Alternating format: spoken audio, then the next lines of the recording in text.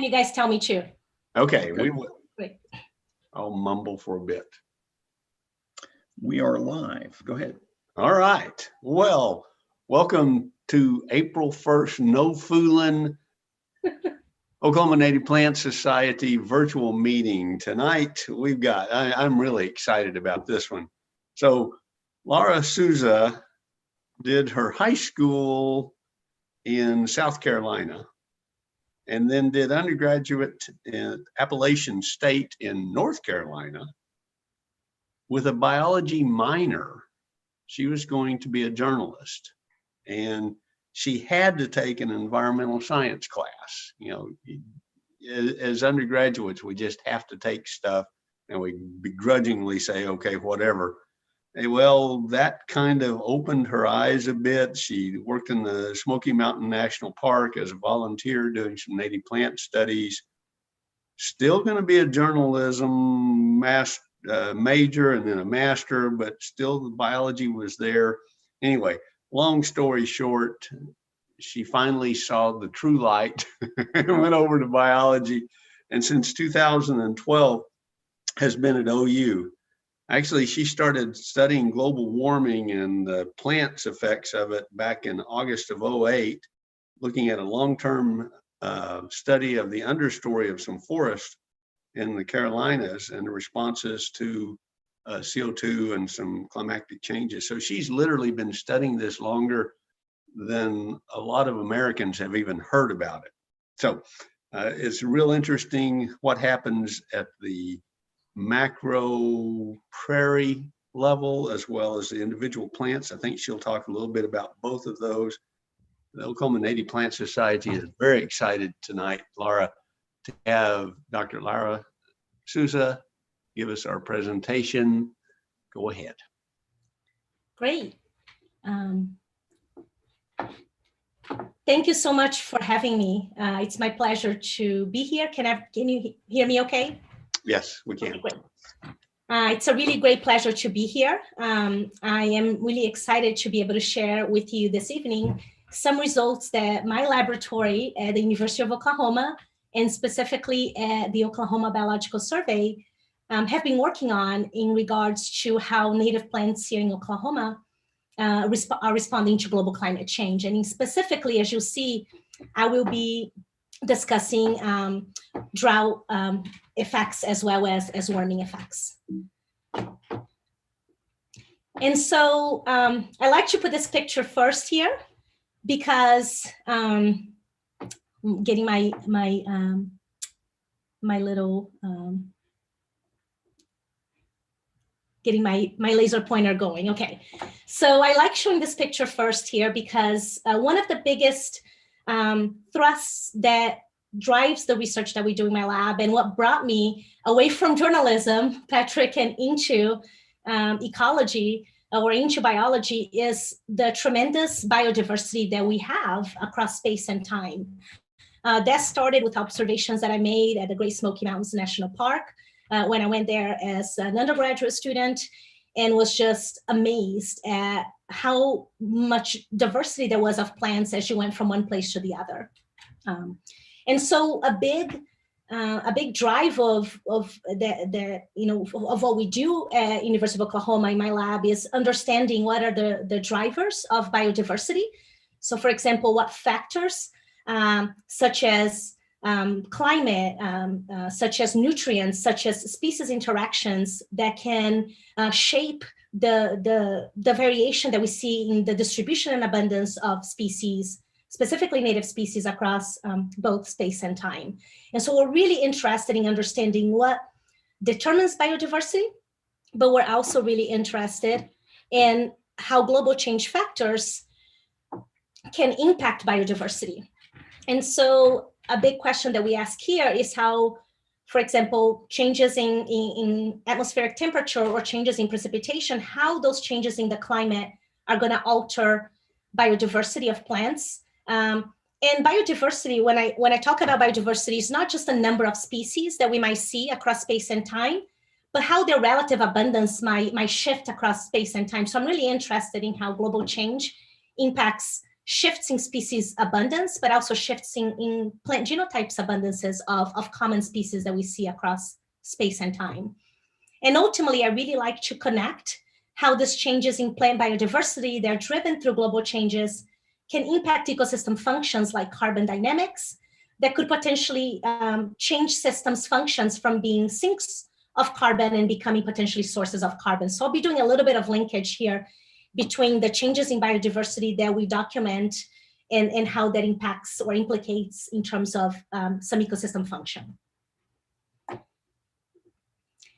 And this picture here is just to show that we approach addressing biodiversity questions in my lab by doing field observations, by conducting field experiments and lab experiments. And what I really like about this multiple approaches is that I feel like field observations and in some cases field experiments allow us to document really interesting patterns of species distribution and abundances. But the experiments at the lab, greenhouse, and sometimes growth chambers allow us to understand the underlying mechanisms or some of the processes that might be driving some of the patterns that we see in nature. And so I get to go to really cool places. A lot of my work is here in Oklahoma. This is a picture I took at one of the BioBlitz events that we had at Black Cattle National Grassland. Gorgeous place in western Oklahoma. It's a beautiful field with lots of warm season grasses and some forbs as well. So we do a lot of work in Oklahoma, but specifically we do a lot of work at Kessler Atmospheric and Ecological Field Station, which is in central Oklahoma, about 26 miles south of OU. And I'll go through some of those projects that we're doing at Kessler. I just wanted to show a couple of more slides in terms of other places that we have done work with native biodiversity. We also have been addressing how long-term warming is impacting native biodiversity in subalpine meadows in Colorado. And so we do work at the Rocky Mountain Biological Laboratory where we have been participating in a long-term warming experiment where they've been using lamps to heat up subalpine meadows. And we've been tracking how native plant biodiversity is changing over time. And I have a little bit of work also in Brazil, my native land. And we do a little bit of work in Brazilian savannas or cerrado ecosystems. And these are basically the work that we do there is mostly addressing fire impacts on biodiversity. And so I collaborate with a Brazilian researcher who actually I was introduced to, this Brazilian researcher at Oklahoma State University. I went to give a talk there when I first got to OU, and Mike Palmer introduced me to her. And so I had an Oklahoma connection to connect me to my work in Brazil, which is really interesting. And before I start my talk, I wanted to sort of just thank my lab group. Some people have left, some are still here. But without the postdocs, graduate students, undergraduates, and here's my daughter in the middle with me and our puppy. But these students allow the work that I'm going to be presenting to take place. They are incredible. And it's been a really hard year in the last year with, sort of not being able to have the social interactions. This picture was pre-COVID. But anyway, they're big collaborators. They're just not students. They've become collaborators of mine as well. So I like to start with this slide when I get into sort of more into the focus of my talk. And this is an illustration from the Millennium Ecosystem Assessment that shows 5 different global drivers that can impact biodiversity. And climate change is one of those drivers, which I'm going to be focusing on today. But what's the 2 take-home messages from this figure are the following. A lot of the arrows that you see are either pointing to the right or pointing upward, meaning that the impact of those global change drivers on biodiversity is expected to continue, and if not, to increase as we look forward.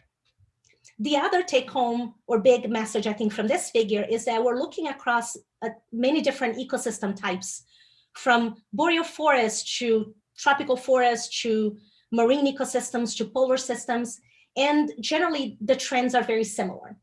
And so I like to show this slide because it gives a big overview of the different global change drivers, but makes the point that their impact on biodiversity is expected to increase generally. And this figure, I like to present here because here is a figure that shows on the x-axis here, we have time, and on the y is this observed global temperature change that is anthropogenically driven. And so this is changes in global mean surface temperatures. And these are the observed trends here in orange. But as we go to the right here into this, beyond this 2017 time period, this is all sort of projected. What's the projected changes in temperature are likely to be. And so we are already experiencing increases in atmospheric temperature due to, again, fossil fuel emissions and other greenhouse gases, but CO2 is a big player here, as well as methane can also be a big player. But those gases, as they increase in concentration, they trap heat. And this is how we observe this by looking at this, again, this trend in increases in temperature over time. And again, this is the projection. And so a lot of both researchers and modelers out there are trying to sort of understand what the implications are going to be of not only the observed changes we've had that we are already documenting, but the future changes in temperature. And here. And part of that is that there's a lot of concern in terms of what is the ability of land surfaces or terrestrial ecosystems to uptake this extra sort of carbon that is in the atmosphere. And so the main take-home message from this picture here, or from this slide, is that as we project forward in time, there's a lot of uncertainty in terms of what will be the ability of land uptake of carbon per year. And so each different line here is just a different model, and we can see that basically, as we go into the future, there's more divergence across the models. And so there's a lot of question, what's going to happen in terms of terrestrial carbon uptake? Because ultimately, if the terrestrial ecosystems can keep uptaking carbon, sort of that feedback or extra carbon in the atmosphere might not be as much of a problem, but we kind of want to know what that will be in terms of sort of what is the capacity of terrestrial ecosystems in terms of their ability to uptake carbon. And we still don't have that information, partially because we need the studies to be able to fit into these models. And so the first part of my talk here, I'm going to be focusing on a study that I actually got involved when I first arrived in Oklahoma. This study is at the Kessler Atmospheric and Ecological Field Station, and it was actually initiated by Dr. Linda Wallace, who was a faculty member at University of Oklahoma, and then it was taken over by Dr. Ichi Low, who was also at University of Oklahoma. But basically, the big question here is what is the impacts of climatic warming on prairie biodiversity and associated functions? Particularly, we're interested in the carbon part. And so this is just a visual that conceptualizes what we did in our study. And so we can think about, in terms of sort of, climate change, climate can have direct impacts on soils by just basically, with warming, for example, you can just increase soil temperatures and that can impact soil functioning. Because as you increase soil temperature, it affects the activities of all the organisms that are associated with those soils. So you can have direct effects of climate on soil functioning and the ability of systems to uptake carbon, but those effects can also happen through plants. And so the big sort of idea in the study here is to address some of these direct effects of climatic warming on soil carbon, and whether increases in atmospheric temperature would release more carbon, but how plant biodiversity might be able to mediate those effects. And so I'll go through the experiment and go through our system here. These are the three collaborators that we had when I first started working in this experiment. Is Dr. Ichi Low, who was at University of Oklahoma and left. He's now at Northern Arizona University. Dr. Lifan Jiang, who was Dr. Ichi Low's postdoc, and Dr. Zheng Shi, who was a graduate student at the time. But basically, this project started in 1999, and they have this paired up heaters. I have a close-up picture to show you that you can see a little bit better. But basically, these are lamps. And basically, I think it costs about $300 a month to run all these lamps. Or actually, no, $300 is the price of each lamp. It costs like quite a bit to run the electricity in the site. But the idea is that we have paired up plots. The plots, I'll show you a close-up. They're 2 meter by 2 meter. So they're kind of small, but pretty standard for grassland work. And what is happening here, one of the structures has a heater that it's a heating lamp that can increase the temperature around where the plants are in the canopy by about 2 degrees Celsius. And then we have a paired up structure here, but doesn't have a heater. And part of the reason why we do that is that just the infrastructure where the lamp sits to heat up the plots can create some shading. And so we have a paired up one without a lamp just to deal with the shading effect of having, the infrastructure there. But generally we have usually a plot that doesn't have any warming, that is just ambient temperature, and it's right next to one that has elevated temperature by approximately 2 degrees 2 degrees Celsius above ambient. And this is a close-up of a plot. Again, they're about 2 meters by 2 meters. This was later in the experiment here.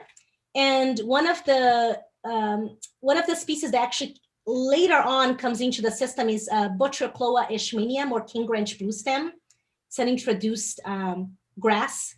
But anyway, I'm going to be talking about the natives, don't worry. But this is just to show you what a plot looks like and how we apply the heating through basically putting a lamp here through the system. And here's some of the common players that we have in the system. When I started, when the experiment initially started, Schizachyrium scoparium, or little bluestem, was sort of the dominant species in terms of the most common warm season grass. And the next one after little bluestem would be Sorghastrum nutans, or Indian grass, is sort of the next one more common. We also have tall drop seed. It's one of my favorite native grasses, Sporobolus. And then later on, as I mentioned, as the experiment progressed, we had an invasion, by Botryochloa ishmenium, or king branch bluestem, which is another warm season grass, but it's being introduced from Asia. We also have some forbs as well. We have some legumes like, Dahlia, Candida. We have also Solidago rigida. I love Solidago, it's one of my favorite species. But again, it's a system that in the spring, we have lots of beautiful forbs that start blooming. And then when June comes up, sort of the grasses kind of take over. And it becomes sort of, pretty dominated by warm season grasses through most of the growing season. And then it goes back to some of the warm season grasses declining in as they senesce, and some of the forbs popping up depending on the precipitation we have in the fall. But these are some of just to give you sort of an illustration of some of the species that we have in the system. And what I'm going to show you here next are how we documented the impacts of warming on plant biodiversity. And so each panel here is a different year, starting in 2000, a year after the experiment was initiated, or the treatments were initiated, and it goes all the way to 2013. The other thing I wanted to mention is that the field symbols are going to represent the warming treatment, and the open symbols are going to be representing the ambient temperature treatment. And so these are going to be a series of ordinations that basically was a way that we tracked how biodiversity shifted over time. And the main thing to think about in terms of these figures is that the closer the points are together to each other, the more similar those treatments are in terms of plant composition, because they might share similar species abundance and identity. And the further away those symbols are from each other, the more divergent in species composition those treatments are. And by being divergent or dissimilar, I mean that when the points are very far from each other, you would mean that in terms of species abundance or identity, there's a lot of sort of no overlap between the treatments. But let's look at the data and talk about what it means. So this is what it looks like. In the beginning of the experiment, so that's when we first turn on the warming heaters, we don't have, all the plots kind of fall on top of each other, meaning all the treatments don't differ in terms of their species composition. They're all pretty similar. And that means that whatever plots were assigned for warming versus whatever plots were assigned to ambient, they all shared pretty similar relative abundance and identity of native species. But what's interesting, as you start moving right and as you come down, you start seeing that the field symbols are starting to diverge or move away, separate from the open symbols. And by 2013, which is when this paper came out, we were documenting a shift in terms of plant species composition, meaning that these plots here that are the ambient plots that received ambient temperature, plant composition differ from the warm plots.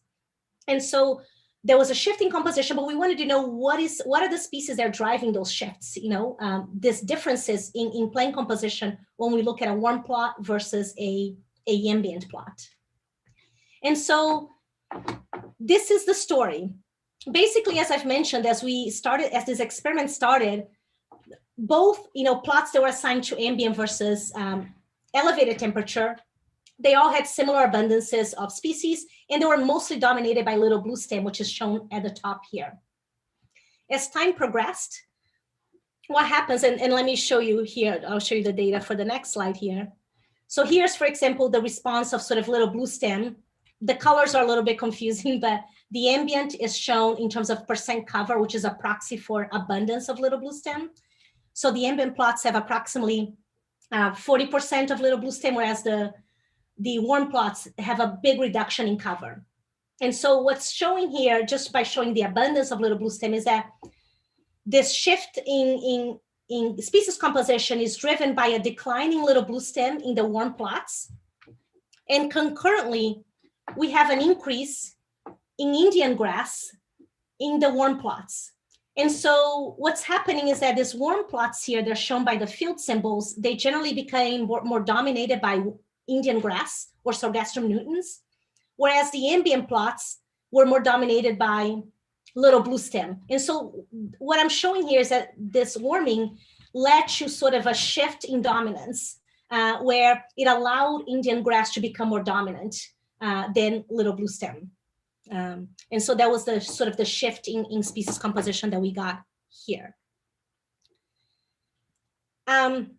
As I started with sort of the conceptual diagram for this figure, one might ask, how does this shift in plant composition might impact an ecosystem function like soil carbon or soil carbon flux? And so this is what we did. It was a project that was really fun that I did with an undergraduate student at OU. It was part of her capstone project. We went to the field and we collected a senesced litter of basically dead stems of little blue stem or Indian grass. We went in the winter, and they were still standing up, and we collected them and brought them to the lab, and we put that tissue into a grinder. And then what we did, we ground the plant tissue separately, and then we kind of created all these different litter compositions, where we went from 100% little blue stem to 0 Indian grass. And this is, we can think about this being sort of representing this high end of little blue stem representing the ambient treatments, all the way to where we had 0 little blue stem and 100% Indian grass in the litter. So those are, we had 5 different treatments here. And so this is sort of will be mimicking kind of what the warming plant composition looks like. And the top here will be representing what the ambient temperature plant composition looks like. So we created all these different treatments, and what we can do is that we can put all this, each one of this sort of 100% little blue stem litter and 0 Sorghastrum nutans, we can put in a falcon tube here and mix it with soil. And then we close the mason jar, and we basically close the lid, and we have a rubber cap. And what happens is that soil and that litter, we have microbes in the soil. And so the microbes, what they do, they start basically consuming what's in the soil, which is part of the litter that we're adding here. And they respire as a function of that. And so we can sort of think about carbon leaving the soil as the microbial respiration. And so the way we do that is that we can pull a CO2 sample out from all the CO2 that was respired from this little jar here that we have litter and soil. And we can insert that little, the CO2 that is inside of a syringe now that was pulled from this rubber cap, we can insert it into our infrared gas analyzer. And then we can use a really cool graphing program to get an area under the curve. And so for each jar that we did, we could sort of get an estimate of how much CO2 evolved. And the bigger the area under the curve would mean that the more CO2 that got released as a result of it. And so the big question that we're having here is like, as we change plant composition or plant diversity from having high little blue stem dominance to basically a high Indian grass dominance, what is the implication of that for soil carbon? Do we lose more soil carbon, or do we retain more carbon in the soil? So I'll show really quickly those results here. On the x-axis, we have proportion of little blue stem litter. And so it always goes from 0 to 100%, which is the one here at the bottom. And then on the y-axis, we have CO2 evolution, which is basically CO2 that has been respired by the microbes as a proxy for how much CO2 gets released from as the microbes are consuming that litter that they've been exposed to. And then we have the different days that we ran this experiment. But the main take-home message here is the following, is that as we go from high little blue stem in a litter, which is this points here, when we have a lot of little blue stem, and we start declining the amount of little blue stem in the litter, we start losing less carbon. And so it's really interesting that we found that actually shifting that dominance or having a declining little blue stem and an increasing Indian grass actually retain more soil carbon. And it's likely because of these differences in chemistry of their tissue, because chemistry in the tissue can influence, in some cases, the ability of microbes to sort of be able to break down or to sort of break down the material. So their plants, for example, which I think is the case here, Sorghastrum nutans, might have more what we call in ecosystem ecology recalcitrant carbon, which is really hard to break down carbon, whereas maybe little blue stem has less of that kind of carbon. And so microbes are able to sort of break it down and release more CO2 as a result of it. And so, as I mentioned here from the beginning of this study, we were looking at the impacts of warming in terms of how it shifts plant composition. And so we saw that the long-term warming in that experiment site at Kessler, it shifted the plant composition from being dominated by little blue stem to be more dominated by Indian grass. And so here, I'm trying to move my cursor to the next slide here. And so the take-home part for this part of the talk is that with warming, we have a shifting plant composition with an increasing in Indian grass dominance, but that is actually a good thing when we look at soil carbon efflux, because when you have more Indian grass, there's less soil carbon that gets released. But I also mentioned that atmospheric warming can have a direct impact on soil efflux, and I'll just show one quick result from that, and that just because it was a work that was done with a postdoc of mine. And what we did here, we just brought the soils, not the plants, from the warming versus ambient plots. And we brought them to the lab and exposed them to warm versus ambient temperature. But the main take-home message here is that if a soil is coming from the warming plots, which is the field symbols, they always respire more carbon, the soil itself, without the plants. And so at the end, what we have here is that if we just look at the direct effect of warming on the soils without adding the plant litter, we see that there's a positive effect of warming, meaning that it releases more carbon, the soils that are exposed to warming. But once we start bringing the plant litter component to it and start mimicking that shifting plant composition that we saw in the field by using plant litter in these jars, we see that actually plant biodiversity or that shifting composition can counteract the effects, the direct effects of warming, and actually might minimize, it might sort of reduce some of that carbon release that warming directly leads the soil to do. So this shifting composition actually is a good thing because it's hindering a little bit microbial ability to sort of release carbon. But that was sort of the main thing I wanted to bring up here in terms of that. All right, so I started with this model here, this picture about these global models and the uncertainty around those models. And what I mentioned is that here, especially as we project into the future, our ability to understand terrestrial carbon uptake gets very, very, gets very dispersed, meaning that, Some models are predicting the terrestrial ecosystems are going to uptake a lot of carbon. Others models are predicting that there's going to be a release of carbon. But nonetheless, one of the things that I wanted to point out is that a lot of these models, they tend to ignore drought impacts or changes in precipitation. A lot of them are based on warming impacts. And so the next part of my talk, which is a recent study that we've been involved in, addresses sort of how drought can impact biodiversity and potentially carbon cycling, so we can sort of potentially inform these models and be able to understand better the linkage between biodiversity and carbon dynamics to be able to, inform how those changes will take place. And so this experiment we started in 2016. It felt like yesterday, but it's been a little while. And it's called the Prairie Drought Experiment here in Oklahoma, but it's part of a big global network called the Drought Network. But this is a picture of our site at Kessler Atmospheric and Ecological Field Station. Here are precipitation shelters where we do our precipitation manipulation. And the two key people that have been involved with this project is Dr. Gregory Newman, who's a postdoc in my lab, and Karen Castiglione, who is a PhD candidate in my lab as well. And so the cool thing about the Kessler Drought Experiment is that it's part of a network called DroughtNet. And this network, basically what it means is that there's 170 participant sites, including ours in Oklahoma. And this is spread across 6 continents. And so this is a really exciting project where ecologists have come together, and we've standardized the way we are manipulating drought across all these ecosystems. And part of the question is to understand, how sensitive are grasslands across the globe to drought. To be part of the DroughtNet experiment, all you need is to set up 6 total plots. 3 that would be the ambient plots that receive ambient precipitation, and 3 that would reduce precipitation by about 60%.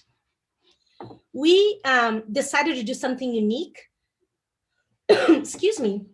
And so we actually have a gradient of precipitation manipulation in our site.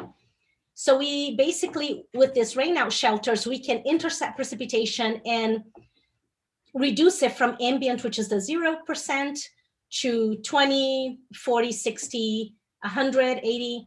But we also have a treatment that we are increasing precipitation by 50%. And so this plots basically, and the other thing that I also want to mention is that not only that we have a gradient in precipitation here, but we also have a clipped versus an unclipped. We added clipping as a treatment here because of hay harvest as a very predominant form of hay harvest here in Oklahoma. And so we have clipping to see how management mediates with drought to impact prairie biodiversity. And we clip those plots usually in the fall. And just to show you a close-up of what a plot looks like, just a second. I'm having some mouse problems. Here we go. This is an overview of a single plot along that gradient. And so they're 2 meters by 2 meters, and each subplot within this larger plot is 1 meter by 1 meter. And here's a clipped one, for example, here, and the other ones are unclipped. And for example, when we're tracking plant composition or estimating species abundance and identity, we do it in a plot that doesn't get manipulated at all. So we do that we have a permanent plot here called the plant composition, plant phenology plot that we track species abundance, but we don't manipulate it at all. We also track species abundance in the clipping treatment just to see how clipping is impacting our diversity.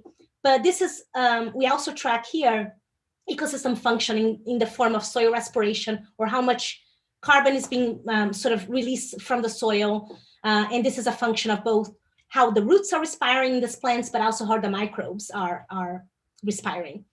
And then we also do whole plot CO2 exchange, or we basically put a tent over a plot, and we can track how much CO2 is uptaken and how much water is released through transpiration of the system level, which is really fun to do. I have a picture I'll show you guys here. And so this is what an aerial view of what our plots look like. And I just have sort of this figure here. The nice thing about our design is that it's a regression design, so we can look at, for any response that we have, for example, prairie biodiversity, we can look to see, for example, whether there's a tipping point. For example, is everything okay until you get to 60% drought? And suddenly there's a threshold. And so we can look at how the system is responding rather than whether it's responding or not to drought if we just had two different treatments. And I wanted to show you this next picture here because with Kessler being so close to OU, with the field station being so close to OU, I get the opportunity to take students that I teach in methods of plant ecology to come and help us collect data in the site. And so I've tried to integrate my research with my teaching. And so here are students helping us do biomass collection. And so they're helping us clip plots so we can estimate how much plant biomass is produced or how drought is impacting productivity in those plots. And so the first result I want to show you here, it's still a little, we just started tracking phenology or flowering time of the plants in the experiment. And we have here a list of species that we've been tracking. Those are the more common species in our site. The top species are the forbs, and then we have the warm season grasses down here. And one of the things that we've been able to, one of the things that we've tracked so far in terms of peak flowering, which is shown by the circles.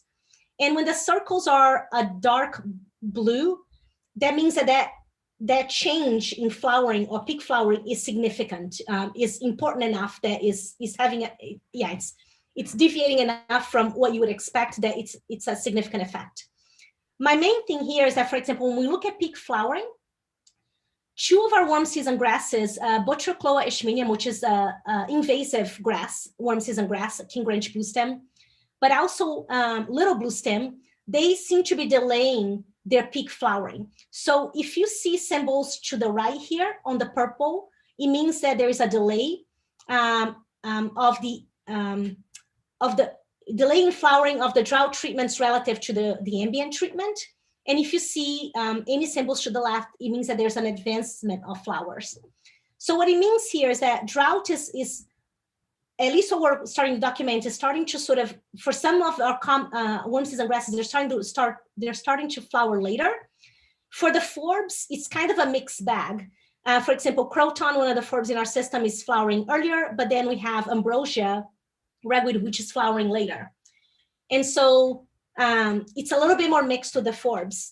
I have this slide here just because I don't know if you guys are familiar with this study at all. It's one of my favorite studies from Oklahoma in terms of thinking about flowering phenology and climate change. It was led by Rebecca Sherry. And what she shows here, the control plots are the green bars and the warming are the red bars. All the species on the left here are forbs. And so all the forbs in their system, and this is done at Kessler too, in the same system that we worked. All the forbs are flowering earlier. So you can see that there's a shift for earlier flowering on the red relative to the green for all the forbs. For the grasses similar to ours, there's a delay in, well, actually there's a non-grass here. Ambrosia is also delaying, like we found in our study. But we also find that, for example, Schizachyrium is also delaying flowering a little bit. And so there's some similarities. I mean, this is a warming study that I'm showing on the right, and the left is our drought experiment. But it's kind of interesting to be able to draw from two different experiments that manipulated two different things, that there are some similarities with some of the warm season grasses flowering later with climate change and the forbs flowering earlier. The other component that we tracked also in the system is just, in general, how C4 or warm season grasses versus forbs, C3 species. We do have one C3 grass that is included here, but it's just dichonthelium, and it's a grass that doesn't occur it's not very abundant. But the main point that we have here that I think is really interesting is that if we look at C3 and C4 grasses, when we go from a lot of rain, a lot of precipitation to very little precipitation from the top to bottom, what we're looking here is the effect size or sort of a change in abundance over time of C4 warm season grasses versus C3 species. And what we see is that only when we get to 100% drought, there's actually, over time, we see a decline in C4 grasses with the extreme drought in our treatment here. But we see actually an increase in some of the C3 forms, which is not what one would expect. You know, we would expect that warm season grasses, they do really well with high temperatures, with drought. They are pretty well, good water use efficient, meaning that they can uptake a lot of, they can uptake carbon for very little water loss. They're very good in this kind of climate. So it's really puzzling to us, why would warm season grasses be declining, but C3 species increasing? And so I came across this really cool paper that is led by Ellen Knapp, who's done a lot of work with drought and the Great Plains. And this is a really cool paper because they have both long-term data in terms of long-term precipitation data, where they recorded extreme droughts that have happened in our region, but they also did experiments to make sure that what they're interpreting from the observational data was really what was happening. And so what they found that is really interesting was a similar pattern to ours. He says here in his abstract that grass species adapted to high temperatures and high water use efficiency, those C4 grasses, they decreased under droughts, while those preferring cooler climates increased. That was really puzzling. So I'll show you some of the patterns from their study here. Here is just looking at the C3 to C4 ratio. And so, for example, here's a C3 dominated grassland, and here's a C4 dominated grassland. And what this means here with the C3 versus C4 ratio is that as this value is increasing, we're having more C3 than C4. That's all it means. And here, as we go from pre-drought to post-drought, we can see that under drought conditions, which are these open symbols, there is an increase in C3 relative to C4. Similarly, when we go into a C4 dominated grassland, there's also this increase of C3 relative to C4. And this is just a little bit of a detail showing that this changing ratios here, for example, in C3 dominated grasslands, what drought is doing is really leading to the decline of C4 grasses. And in those C4 dominated grasslands, what drought is really doing is, well, there's an increase in C3, but also a decline in C4. I want to go back to the slide here just to sort of, this is the last point that I'm going to make. What's really interesting about, I think, Ellen Knapp's findings and our findings with the drought part of this talk is that what they're finding is that it's a changing seasonality, where droughts, when they happen, in some cases, they're happening in the summertime, in the time that the C4 grasses need water the most, even though they can deal with drought, but the droughts are happening more in the summertime, and in the spring, in some cases, we've had increases in precipitation, and that can benefit C3s. And in some cases, even though we have a drought year, it's not necessarily in the spring. And so the C3s can fare okay because where the drought is really hitting is in the growing season time when the C4s are really active. And so we are starting to look at the precipitation data or seasonality data for our system to see if that explains kind of what we're getting. And so I want to kind of sort of wrap up here in terms of what I covered today. With the first part of the study, when we looked at warming impacts on biodiversity, we documented that warming led to a shift in plant composition, where we had initially a dominated system by little blue stem, and with warming, the system became more dominated by Indian grass. And as a consequence, from an experiment in the lab, we found that sort of this increasing Indian grass abundance due to warming can actually lower soil carbon, because there's less sort of basically respiration by microbes when they're exposed to a lot of this Indian grass litter. With the drought experiment, we also documented a shift in native plant biodiversity, but this shift was a little bit more drastic, where we see sort of an increase, especially in extreme drought, of C3 forbs and a decline in C4 grasses. We haven't gotten to the part where we have brought litter from the field to bring it to the lab and look at the ecosystem function in terms of the soil carbon, but that's something we're doing with the student next. And so I would like to thank a variety of collaborators, undergraduate and graduate researchers that have worked with me, and funding agencies. Without people and the money, none of this would have happened. But particularly the people is what makes this work the most fun.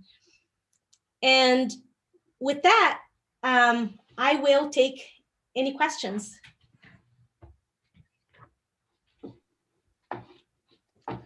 And let me stop sharing too. All right, Laura, thanks for that great presentation. There's only one question that someone has submitted so far, so we'll see if anyone else mentions something. But the question deals around the decrease in C4 grasses with respect to C3, but also there was a question, and the question really gears around, well, CAM photosynthesis.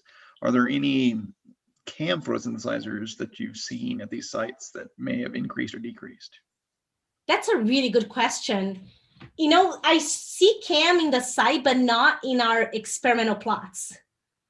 And I would expect in that case for them to be sort of the leaders in the system, you know what I mean, sort of start taking over.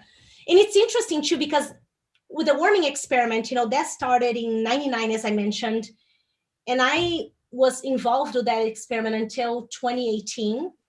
And so it's really cool to see like sort of this, I mean, I don't like invasive species, but it's really interesting to see, for example, Botryochloa eschmenium or king ranch bluestem that was just outside of the plots over time coming in and becoming a player.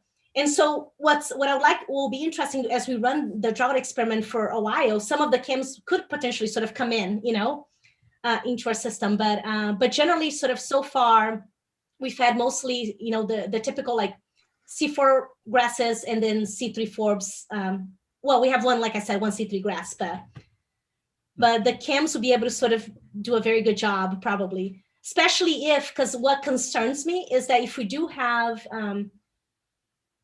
there's being again suggested that this changing seasonality with droughts occurring more in the growing season that can impact C4 could be the reason why this is happening, meaning an increase in C3 relative to C4 under drought.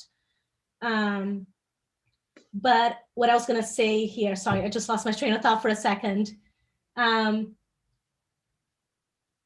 I just lost my train of thought. But I guess what I was trying to get at is that it's interesting to sort of run this for a while because you have colonization coming into the system over time, and things change quite a bit. The system is very dynamic.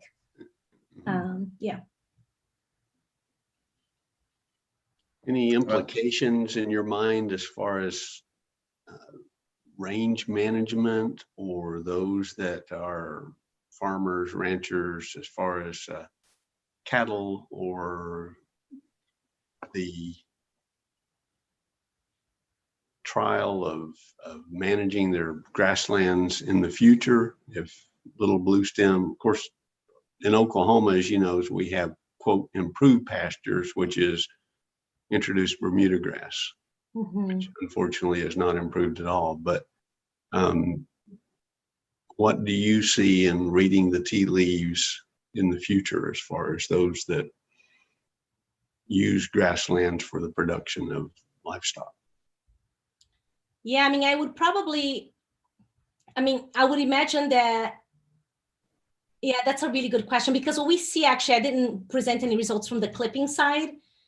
The clipping actually keeps further promoting the C3 forbs, just because it allows them to sort of get a head start of the C4 grasses in the spring, you know? And so I think about sort of trying to sort of manage, so you don't have, let me think.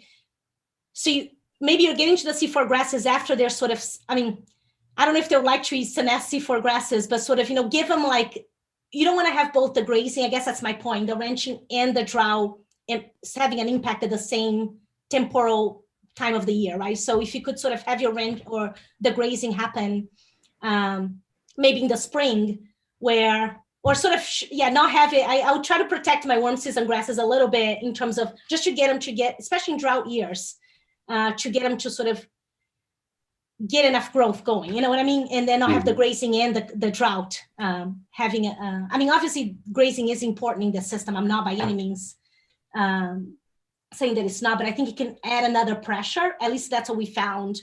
I mean, with the clipping against the C4 and promoting more the C3s in the system. Okay. Yeah.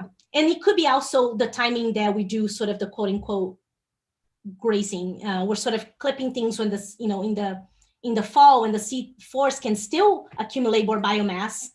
But we are sort of clipping it then, just try to mimic when that's generally done. But maybe if we also did that treatment in a different time, we would have a different result, you know? Yeah. But yeah, it's, I would think, yeah, of sort of trying to reduce that pressure when during sort of the time that they are mostly active. Okay. Adam, did we have any other questions? We do not have any other questions. All right.